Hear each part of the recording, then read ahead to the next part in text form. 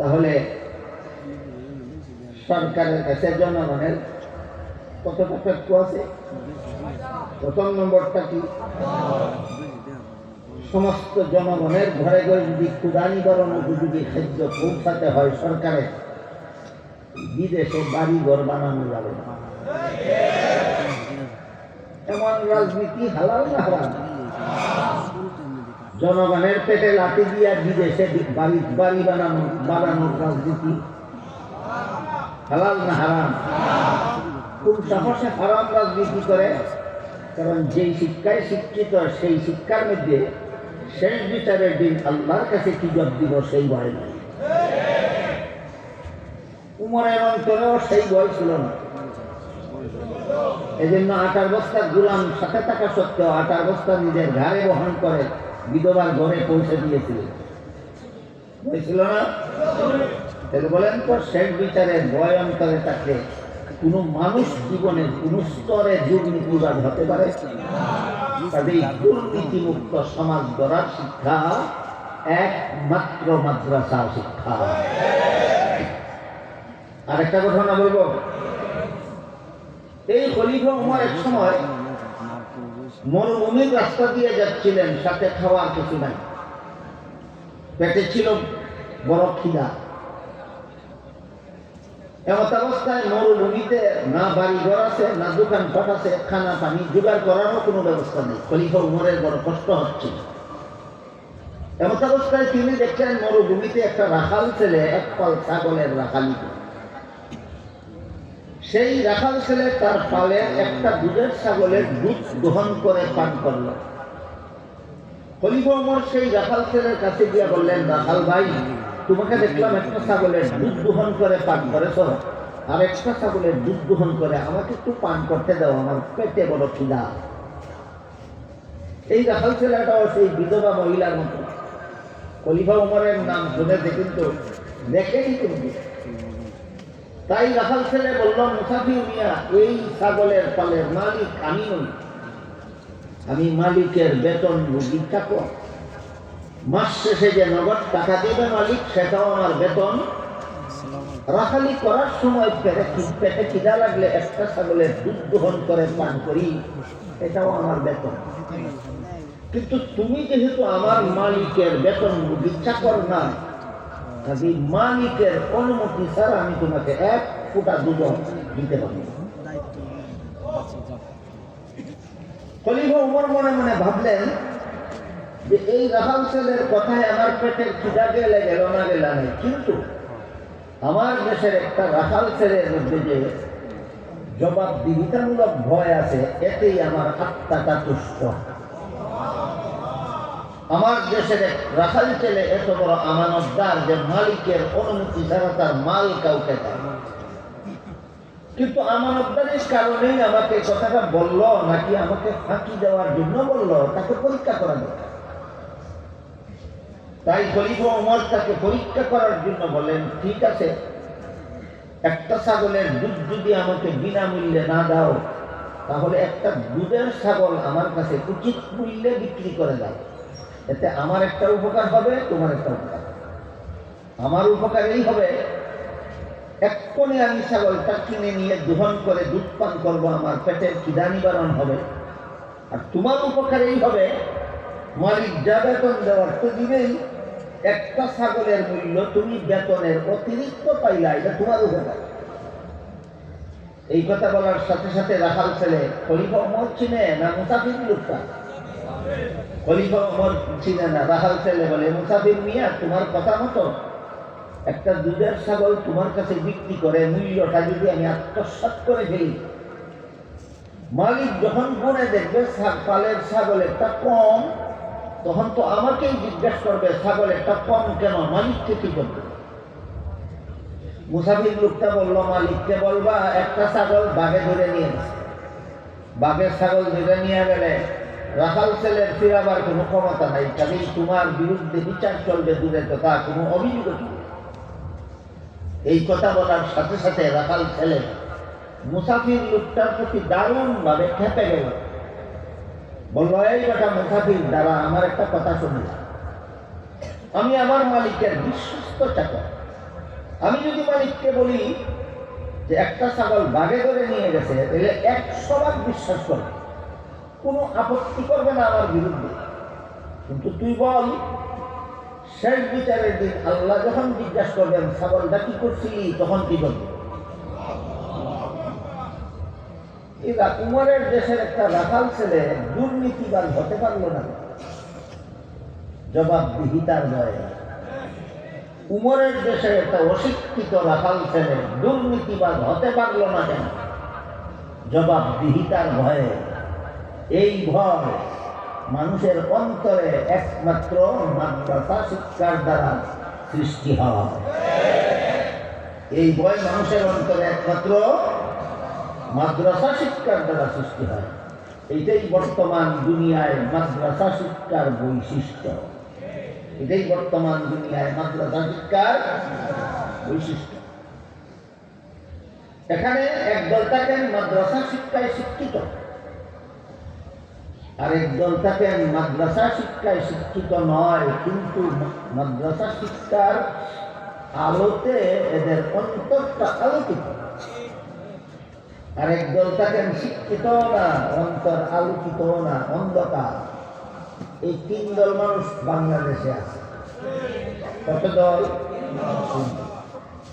একদল মাদ্রাসা শিক্ষায় শিক্ষিত, এদের অন্তরে শেষ বিচারের দিন আল্লাহর কাছে কি জবাব দেব, এই ভয়টা ছাত্র জীবনেই সৃষ্টি হয়। ছাত্র জীবনেই সৃষ্টি হয়। কিন্তু যারা মাদ্রাসায় লেখাপড়া করেন না, এরা তো সরাসরি মাদ্রাসা শিক্ষায় শিক্ষিত নয়। এদের অন্তরটাকে মাদ্রাসা শিক্ষার আলোতে আলোকিত করার জন্য মাদ্রাসাগুলির পক্ষ থেকে এইরকম মাহফিল করা হয়। বর্তমান বাংলাদেশে জাতীয় কওমি মাদ্রাসা বোর্ডের নিবন্ধনকৃত কওমি মাদ্রাসার সংখ্যা হল 25,000। অনিবন্ধিত আরো আছে 5,000, সর্বমোট 30,000। এই 30,000 কওমি মাদ্রাসার প্রায় সবগুলি মাদ্রাসার পক্ষ থেকেই বছরে কমপক্ষে একটা করে এমন ওয়াজ মাহফিল অনুষ্ঠিত হয়। তাহলে বর্তমান বাংলাদেশে শুধু কওমি মাদ্রাসাগুলির উদ্যোগেই প্রতি বছরে 30,000 ইসলামী সম্মেলন হয়। কেন? একমাত্র কারণ, যারা মাদ্রাসা শিক্ষায় শিক্ষিত নয়, তাদের অন্তরটা যেন ইসলামী শিক্ষার আলোতে আলোকিত হয়। আপনাদেরকে এখানে বসাইয়া কোরআন হাদিস শিক্ষা দেওয়ার জন্য ওয়াজ মাহফিলের আয়োজন, আপনাদের অন্তরটাকে ইসলামী শিক্ষার আলোতে আলোকিত করার জন্য আয়োজন। আলোকিত করার জন্য। কার কার অন্তর ওয়াজ মাহফিল শুনে সারা জীবনে আলোকিত হইল, আর কার কার অন্তর অন্ধকার হইল, এটা মাপার একটা খুব পরিষ্কার সুন্দর একটা স্কেল আছে। প্রত্যেকে মাহফিলেই বুঝতে পারবেন জীবনে যত ওয়াজ মাহফিল শুনলাম, এর দ্বারা আমার অন্তরটা আলোকিত হইল না অন্ধকার হইল। স্কেলটা হইল, যে কোনো অপকর্মের সুযোগ পেলেই আপনার মনটাকে যাচাই করে দেখবেন, শেষ বিচারের তোয়াক্কা না করেই অপকর্মে লিপ্ত হয়ে যায়, নাকি শেষ বিচারের ভয়ে বিরত থাকে। যদি দেখেন শেষ বিচারের ভয়ে আপনার অন্তর অপকর্মে লিপ্ত হওয়ার সাহস করতে পারে না, আল্লাহর কসম আপনার অন্তরটা ইসলামী শিক্ষার আলোতে আলোকিত। আপনাদের অন্তরকে এইরকম আলোকিত করার জন্যই এই মাহফিলগুলি রাখবেন। তাহলে মাহফিলগুলির উদ্দেশ্য কত মহৎ, বুঝতে পারলেন? মাহফিলগুলির উদ্দেশ্য কত মহৎ। আমার দেশের জনগণের অন্তর যেন আলোকিত। আর যদি অপকর্মের সুযোগ পেলে শেষ বিচারের কোনো মনে হয়, শেষ বিচারের কথা মনে করে না, আল্লাহর কাছে কি জবাব দেব সেই কথা স্মরণে আসে না, তুচ্ছ স্বার্থের লোভে যদি আমি অপকর্মে লিপ্ত হয়ে পড়ি, তাহলে বুঝতে হবে অন্তরটা আমার আলোকিত না অন্ধকার। কার অন্তর আলোকিত, কার অন্তর অন্ধকার, একজন আর একজনেরটা বলতে না পারলেও আমরা প্রত্যেকেই যার যারটা তো টের হওয়ার কথা। টের হওয়ার কথা না, আমি তো আমারটা টের পাই, আপনারা আপনাদেরটা টের পাওয়ার কথা। তাই আমাদের বর্তমান বাংলাদেশে 3 শ্রেণীর মানুষ বাস করে। একদল ইসলামী শিক্ষায় শিক্ষিত, আর একদল শিক্ষিত না, কিন্তু তাদের অন্তরটা ইসলামী শিক্ষার আলোতে আলোকিত। আর একদল শিক্ষিত না, আলোকিত না, অন্ধকার অন্ধকার অন্ধকার। এই অন্তর আলোকিত হওয়ার একমাত্র ব্যবস্থা হইল আল্লাহর কাছে কি জবাব দেব, এই ভয়টা অন্তরে স্থাপন করা। আল্লাহ পাক রব্বুল আলামিন এই মর্মেই কোরআনে বলেন, আলাম ইয়ালাম বিআন্নাল্লাহা ইয়ারা। বান্দা কি দেখে না, বান্দা কি জানে না আল্লাহ যে দেখে? আমার বান্দা কি জানে না আল্লাহ যে দেখে? আপনারা কি মনে করেন আল্লাহ সদা সর্বদা আপনাদের সকল কাজকর্ম দেখেন কিনা? আমার তো মনে হয় এমন কোন মুসলমান সমাজে নাই যারা আল্লাহ সর্বদা আমাকে দেখেন, এই কথাটা বিশ্বাস করে। সমস্ত মুসলমানেরাই বিশ্বাস করে যে আল্লাহ সর্বাবস্থায় আমাকে দেখেন। এমর্মে আল্লাহ কোরআনের এক আয়াতে বলেন, কুল লিল্লাহিল মাশরিকু ওয়াল মাগরিব ফাআইনামা তুওয়াল্লু ফাসাম্মা ওয়াজহুল্লাহ। এর অর্থ হলো, আপনি বলে দিন, পূর্ব পশ্চিম উত্তর দক্ষিণ নির্বিশেষে তোমরা যেদিকেই ফিরো সেদিকেই আল্লাহ আছে। যেদিকেই ফিরো সেদিকেই আল্লাহ। বুঝে থাকতে বলুন তো, আল্লাহ কোন দিকে আছেন? সব দিকে। কোন দিকে? সব দিকে। আল্লাহ সব দিকে আছেন, সবখানে আছেন। এমন কোন দিক নাই যেদিকে আল্লাহ নাই, এমন কোন স্থান নাই যে স্থানে আল্লাহ নাই। কিন্তু এটা একটা কঠিন বিষয়। কঠিন হওয়ার কারণে আমার মনে হয় উলামায়ে কেরাম জনসাধারণের সামনে বিষয়টা আলোচনা করেন না। আমি যদি সঠিক বুঝাতে গিয়া যদি জনগণ ভুল বুঝে ফেলে, তাহলে এই ভুল বুঝার দায় দায়িত্বটা নিবে কে? আমার মনে হয় এই ভয়ে উলামায়ে কেরাম এই কঠিন বিষয়টা আপনাদের সামনে আলোচনা করেন না, যে আল্লাহ কোথায় আছেন, কোন জায়গায় আছেন, কি অবস্থায় আছেন। এই সমস্ত প্রশ্নের জবাব একটা কঠিন বিষয় না করার কারণে বর্তমান সমাজে একদল বাতিল, একটা বাতিল, বিভিন্ন বাতিল দল আছে আমাদের সমাজে। এর মধ্যে একটা বাতিল দলের নাম আছে আহলে হাদিস। এরা নিজেরা নিজেদের নাম ধারণ করেছে আহলে হাদিস। এটা এদের ছদ্মনাম। আহলে হাদিসের মর্ম হইল হাদিসের অনুসারী। মিথ্যা কথা, এরা হাদিসের অনুসারী নয়, এরা মন পূজারী। হাদিসকে মন গড়া ভাবে ব্যাখ্যা করে, হাদিসকে মন গড়া ভাবে ব্যাখ্যা। এরা যে হাদিসকে মন গড়া ভাবে ব্যাখ্যা করে, এর একটা উদাহরণ শুনুন। এরা বলে তারাবির নামাজ 20 রাকাত নয় 8 রাকাত। বলে কিনা? তারাবির নামাজ 20 রাকাত নয় 8 রাকাত। জিজ্ঞাসা করেন পয়লা কোথায়? বলে সহিহ বুখারী শরীফে। আপনাদের কারো জানা থাকে বলুন তো, সহিহ বুখারী শরীফ কি হাদিসের কিতাব নয়? বলে সহিহ বুখারী শরীফ।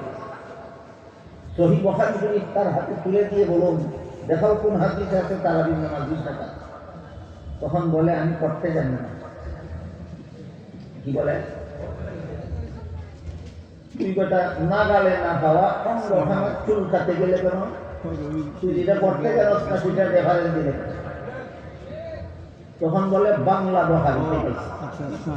তখন কি কয়? আপনারাই বলুন, বুখারী শরীফের বাংলাটা কি বুখারী না অনুবাদ? ঠিক আছে, অনুবাদই দেখাতে পারছে। তখন বাংলা অনুবাদ, বুখারীর বাংলা অনুবাদে খুঁজে একটা হাদিস বের করে যেখানে উল্লেখ আছে, নবীর বিবি আয়েশা রাদিয়াল্লাহু তাআলা আনহা বলেন, রাসূল করিম সাল্লাল্লাহু আলাইহি ওয়াসাল্লাম এশার পর থেকে ফজরের পূর্ব পর্যন্ত যে নামাজগুলি পড়তেন,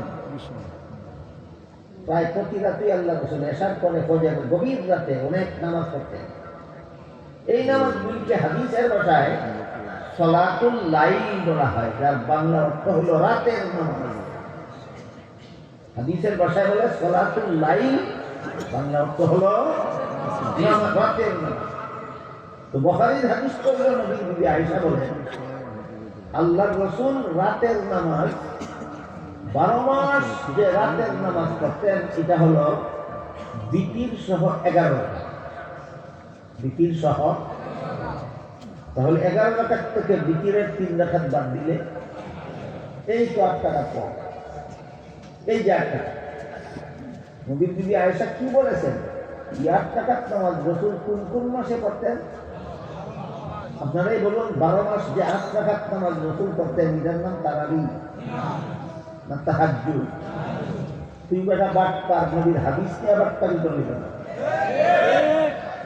নবীর হাদিস অনুসারিত নয়, নবীর হাদিস নিয়ে এইরকম বাটপারি যারা করে এরা নিজেদের নাম দিয়েছে আহলে হাদিস। এবার বলুন, আহলে হাদিস নামটা কি আসল না সদ্য না? এটা এদের সদ্য না। এরা বেশ কয়েক বছর যাবৎ দেখা যাচ্ছে বাংলাদেশে এই ধরনের বিভিন্ন ব্যাপার সেফার নিয়ে বাংলাদেশে বাস্তবতাটাকে উলট পালট করে ফেলছে, উলট পালট করে ফেলছে বাস্তবতা। যেখানে তাহাজ্জুদের নামাজ রাসূল 12 মাস 8 রাকাত পড়তেন, হাদিসে উল্লেখ আছে, ওই হাদিস দিয়া তারাবির নামাজ, তারাবির দলিল দেয়। তারাবি কি 12 মাস হয় না শুধু রমজানে হয়? শুধু রমজানে। তেমনিভাবে আরেকটা হাদিস আছে, সেই হাদিসের বর্ণনাকারী সাহাবী হলেন হযরত ওয়াইল নামের একজন সাহাবী। তিনি বলেন, আমি মুসলমান হওয়ার পর থেকে রাসূল আমাকে সাথে নিয়ে নামাজ পড়েছেন একাধারে 20 দিন। কেন? তিনি বলেন, আমাকে সাথে নিয়ে রাসূল একাধারে 20 দিন নামাজ পড়েছেন এজন্য যেন আমি রাসূলের নামাজ দেখে দেখে নিজের নামাজটা শিখতে পারি।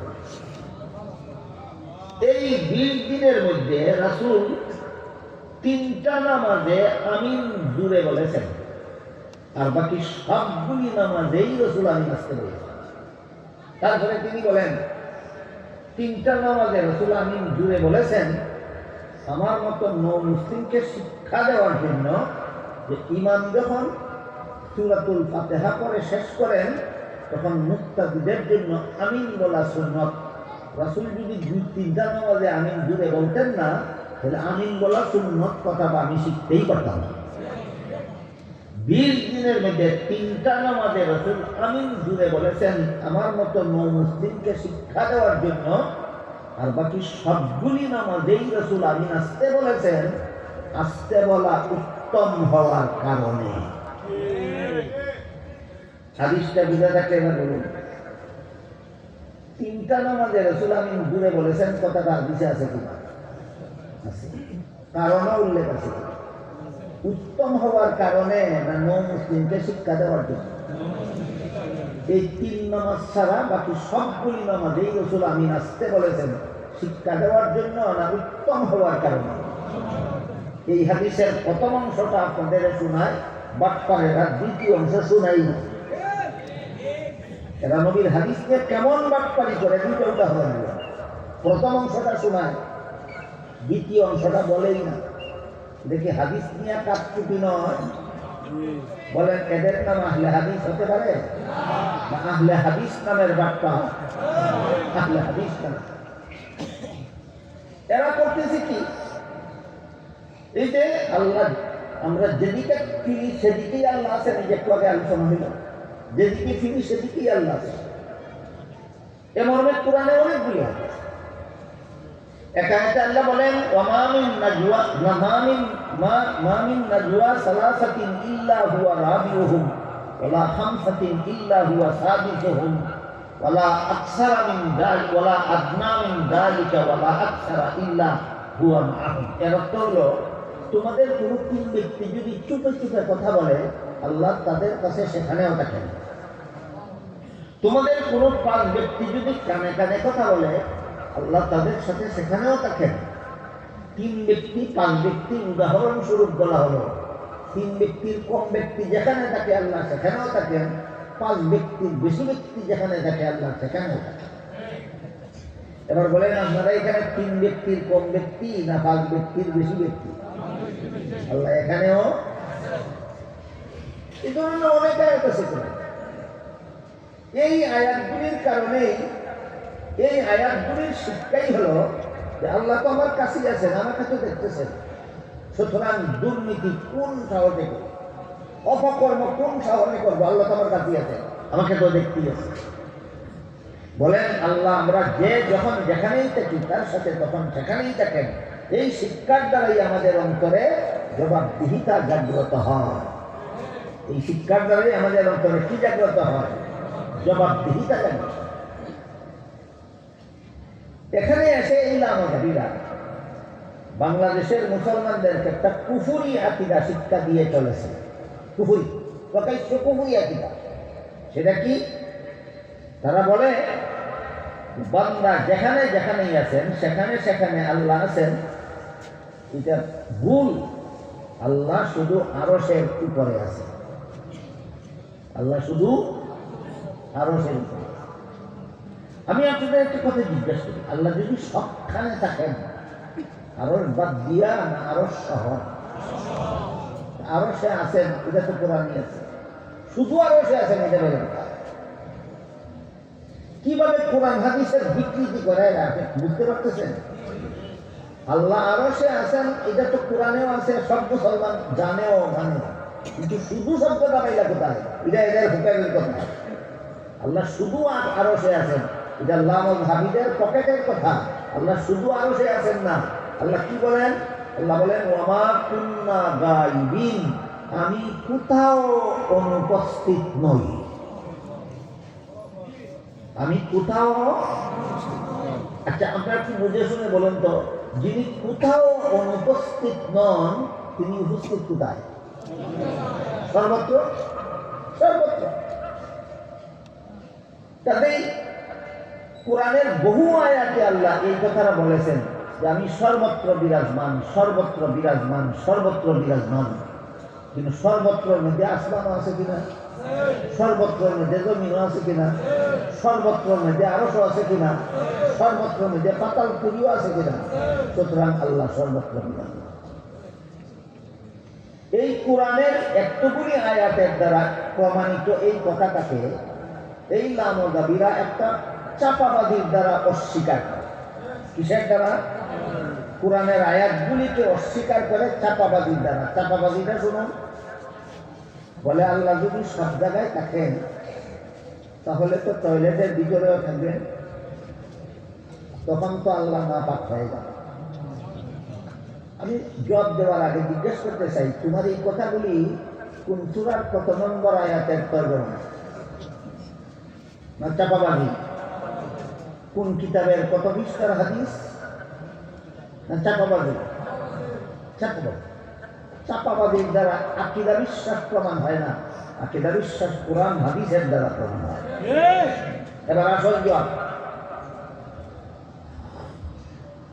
নাপাক জায়গায় কোনো জিনিস থাকলে নাপাক হয়, জিনিসটা যদি পদার্থ হয়। নাপাক জায়গায় কোনো জিনিস থাকলে নাপাক হয়, জিনিসটা যদি একটা পাথর, একটা পদার্থ, এটা টয়লেটে ফেললে পাথর নাপাক হয়। একটা মাটির ঢেলা, এটা একটা পদার্থ, টয়লেটে ফেললে সেটাও নাপাক হয়। আপনার গায়ের জামাও একটা পদার্থ। পদার্থ বুঝেন তো? সীমিত আয়তন আছে এবং ওজন আছে। যার সীমিত আয়তন আছে, আপনার গায়ের জামাটার একটা সীমিত আয়তন আছে কিনা, ওজন আছে কিনা, এমন জিনিস টয়লেটে ফেললে অবশ্যই নাপাক। যে জিনিস পদার্থ নয় সেই জিনিস টয়লেটে একেবারে নাপাক স্থানে পড়লেও নাপাক হয় না। যেমন বাতির আলো। বাতির আলু পদার্থ না। বলেন তো টয়লেটের গভীরে আলু পুষলে আলু নাপাক হয়ে যায়? কোন ভূতে শিক্ষা দিল তোর এই যুক্তি যে আল্লাহ টয়লেটে থাকলে নাপাক হয়ে যাবে? আল্লাহ কি তোর মতো পদার্থ নাকি?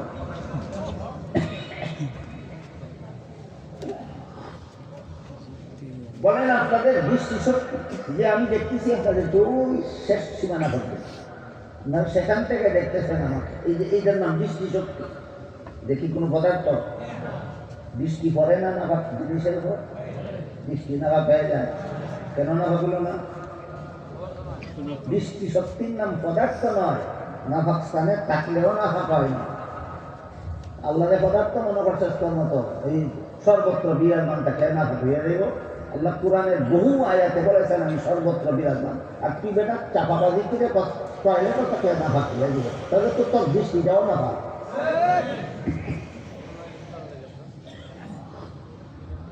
আমি আগে বলেছিলাম বিষয়টা একটু কঠিন। আলেমগণ আপনাদের সামনে সচরাচর আলোচনা করেন বলে আমি শুনি নাই। আমার মনে হয় এই জন্য আলোচনা করেন না যে কেউ যদি ভুল বুঝে ফেলে তাহলে দায় দায়িত্বটা আমি দেখি। এই জন্য আমি একেবারে খুব পরিষ্কার করে বলতেছি যেন কারো কোনো রকমের ভুল বুঝাবুঝি না। আল্লাহ সর্বত্র বিরাজমান, এই কথাটা আল্লাহ কোরআনের একটা দুইটা আয়াতে নয়, অনেকগুলি আয়াতে বলেছে। এর মধ্যে একটা আয়াত হইল ওয়ামা কুন্না গায়বিন, আমি কোথাও অনুপস্থিত নই।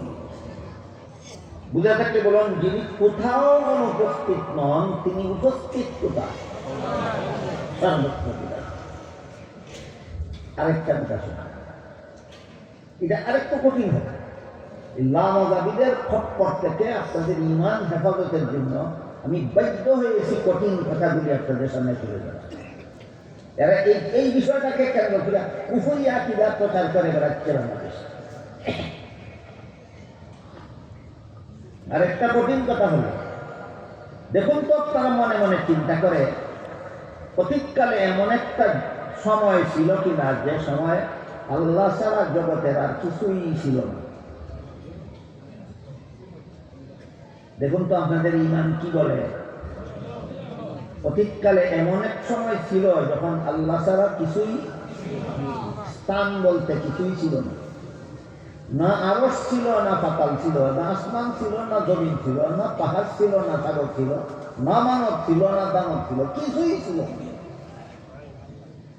তখনও আল্লাহ ছিলেন কিনা? যখন কোনো স্থান ছিল না তখন আল্লাহ ছিলেন। তাহলে কি আল্লাহ স্থানে ছিলেন না স্থান তারা? এইটা বুঝতে হবে। লামাবাদীদের খপ্পর থেকে ইমানটা হেফাজত করার জন্য এই যতই কঠিন হোক কথাটা আপনাদের বুঝতে হবে। যখন কোনো স্থান ছিল না তখনও যে আল্লাহ ছিলেন স্থানে না স্থান ছাড়া, স্থান ছাড়া। তাহলে আল্লাহর অবস্থান দুই প্রকার, একটা হইল গুণগত অবস্থান আর একটা হইল সত্তাগত অবস্থান। আল্লাহ সত্তাগতভাবে জগৎ সৃষ্টির আগেও ছিলেন স্থান ছাড়া, আল্লাহ সত্তাগতভাবে এখনো আছেন স্থান ছাড়া, আল্লাহ সত্তাগতভাবে অনন্তকাল পর্যন্ত থাকবেন স্থান ছাড়া। আর কোরআনে বহু আয়াতে যে স্থানের কথা বলা হয়েছে, আমি অমুক স্থানে আছি, তমুক স্থানে আছি, অমুক স্থানে আছি, অমুকের সাথে আছি, তমুকের সাথে আছি, আমি 3 জনের সাথে আছি, 7 জনের সাথে আছি, 3 জনের কম লোকের সাথে আছি, 5 জনের বেশি লোকের সাথে আছি, সর্বত্র বিরাজমান আছি। এটা সত্তাগতভাবে বলা হয়নি, গুণগতভাবে আল্লাহ সর্বত্র বিরাজমান আর সত্তাগতভাবে আল্লাহ সর্বদাই স্থান ছাড়া বিরাজমান। এই দুইটা কথা বুঝলে লামাজাবিরা কেতনা বড় জঘন্যতম কুফরি আকীদা সমাজ করাচ্ছে ওইটা বুঝা আপনাদের জন্য সহজ। আগে এই কঠিন দুইটা কথা বুঝলেন কিনা বলুন, তারপরে আমি সেই কথাটা বলবো এরা কেমন কুফরি আকীদা সমাজ করাচ্ছে। আল্লাহ সর্বত্র বিরাজমান সত্তাগত ভাবে না গুণগত ভাবে? হ্যাঁ, গুণগত। আল্লাহ সর্বত্র বিরাজমান গুণগত ভাবে, আর আল্লাহ স্থান ছাড়া বিরাজমান সত্তাগত ভাবে। স্থান ছাড়া বিরাজমান, এর পরিষ্কার বুঝার মতো প্রমাণ হলো যখন কোনো স্থান ছিল না তখন আল্লাহ ছিল। কোথায় ছিলেন? এই প্রশ্নের জবাব হলো স্থান ছাড়া। যখন কোনো স্থান ছিল না তখন আল্লাহ ছিলেন কিনা? স্থান নাই, ছিলেন কোথায়? এটা একমাত্র স্থান ছাড়া। এটা হলো আল্লাহ সত্তাগত অবস্থানের পরিচয়। আল্লাহ অতীতেও সত্তাগতভাবে স্থান ছাড়া ছিলেন, আল্লাহ বর্তমানেও সত্তাগতভাবে স্থান ছাড়া আছেন, আল্লাহ অনন্তকাল পর্যন্ত সত্তাগতভাবে স্থান ছাড়া থাকবেন। কিন্তু গুণগতভাবে জগৎ সৃষ্টির পর থেকে আল্লাহ গুণগতভাবে সর্বত্র বিরাজমান। গুণগত হবে বলতে কি বোঝায়? আল্লাহর দেখার গুণ, এর বাইরে জগতের একটা ধুলার কণাও নেই। জগতের একটা ধুলার কণাও আল্লাহর দেখার গুণের বাইরে নেই। আল্লাহর ক্ষমতার গুণের বাইরে বিন্দু মাত্র কিছু নেই। আল্লাহর জ্ঞানের পরিধির বাইরে জগতের কিছুই নেই। তাহলে জ্ঞান, দৃষ্টি, ক্ষমতা এগুলি সত্তার নাম না গুণের নাম? এই সমস্ত গুণের মাধ্যমে আল্লাহ সর্বত্র বিরাজমান। সংক্ষিপ্ত ভাবে হইল, গুণগত ভাবে আল্লাহ সর্বত্র বিরাজমান। সত্তাগত ভাবে আল্লাহ অতীতেও কোনো স্থানে অবস্থান করেননি, বর্তমানেও কোনো স্থানে অবস্থান করেন না, ভবিষ্যতেও কোনো স্থানে অবস্থান করবেন না। তাহলে আমি অপকর্ম করবো কোন সাহসে? আল্লাহ তো দেখতেছেন। সত্তাগত ভাবে না গুণগত ভাবে? এই দেখেন, ওই কথাটার সাথে বুঝানি এটার সম্পর্কটা। আমি অপকর্ম করার সাহস করতে পারি না, আল্লাহ তো আমার কাছে আছেন। আল্লাহ আমার কাছে আছেন কি সত্তাগত ভাবে না গুণগত ভাবে? হ্যাঁ, গুণগত ভাবে। মানে আমাকে দেখেন, আমি যখন যাই করি আল্লাহ আমাকে দেখেন। এই কথাটাই হাদিস শরীফে রাসূল করিম সাল্লাল্লাহু আলাইহি ওয়াসাল্লাম বলেছেন, ফাইন লাম তাকুন তারাহু ফাইন্নাহু ইয়ারাক।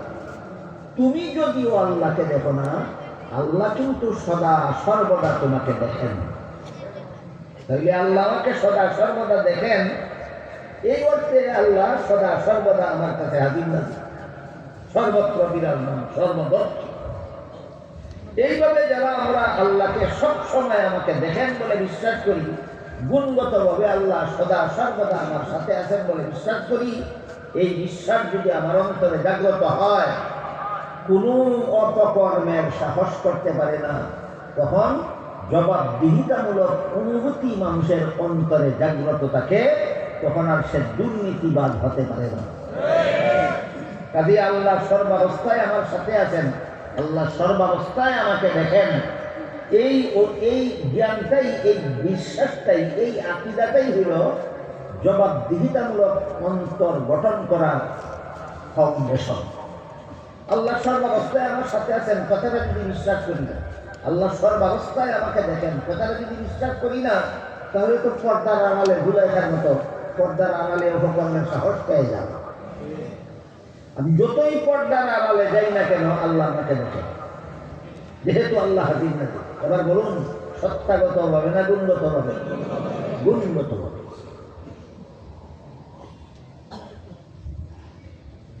এই মর্মে আল্লাহ কোরআনে বলেছেন, আলাম ইয়ালাম বিআন্নাল্লাহ ইয়ালাম। আমার বান্দা কি জানে না আল্লাহকে দেখেন? হাদিস শরীফে রাসূল করিম সাল্লাল্লাহু আলাইহি ওয়াসাল্লাম বলেছেন, ফাইন লাম তাকুন তারাহু ফাইন্নাহু ইয়ারাক।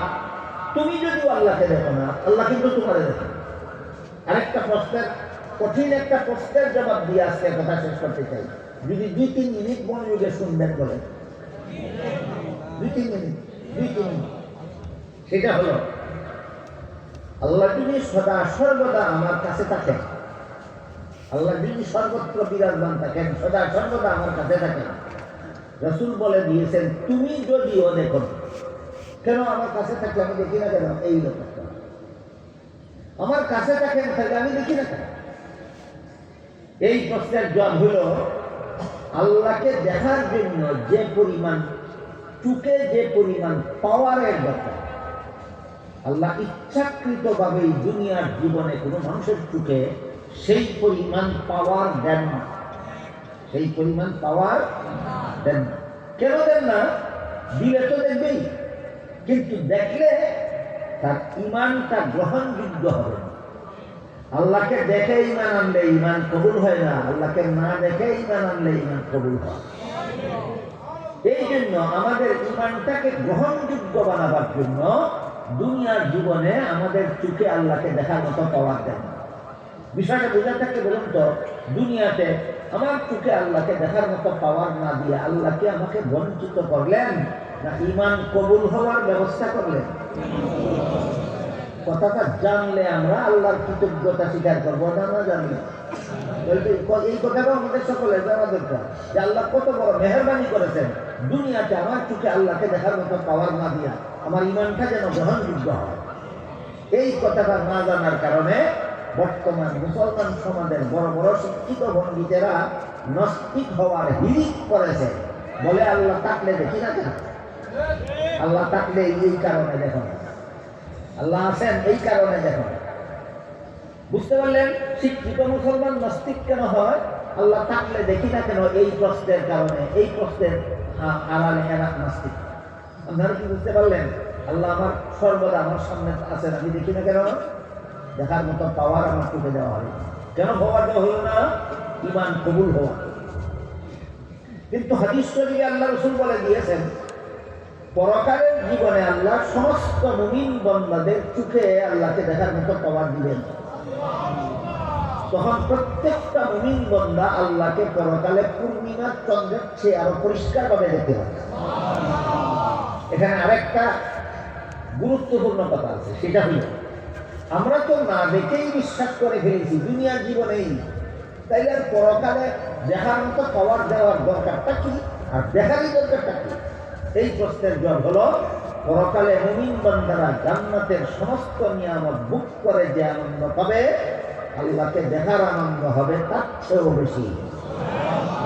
সেই আনন্দ থেকে কোনো মুমিন বান্দা যেন বঞ্চিত না থাকে, এই জন্য পরকালে সমস্ত মুমিন বান্দাদের চোখে আল্লাহকে দেখার মতো পাওয়া দেওয়া হয়।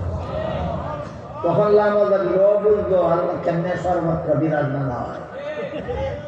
তখন বুঝবো আল্লাহ কিভাবে সর্বত্র বিরাজমান হয়। তো মূল কথা ছিল যেহেতু আল্লাহ সর্বত্র বিরাজমান, হাকিম নাকি সর্বদর্শী, সবকিছু দেখেন, সবসময় দেখেন, এই বিশ্বাসটা যদি আমার অন্তরে জাগ্রত থাকে যে আল্লাহ সদা সর্বদা আমার সাথে আছেন, আমাকে দেখতেছেন সত্তাগত ভাবে না গুণগত ভাবে? গুণগত ভাবে। কাজেই এই মুহূর্তে যে অপকর্মের সুযোগটা আমি পেলাম, আল্লাহ তো দেখতেছেন, শেষ বিচারের দিন কি করতে। এই অনুভূতি অন্তরে জাগ্রত করার মতো শিক্ষার নাম জবাবদিহিতামূলক শিক্ষা। এটা একমাত্র মাদ্রাসা শিক্ষার বৈশিষ্ট্য। মাহফিলটা কেন?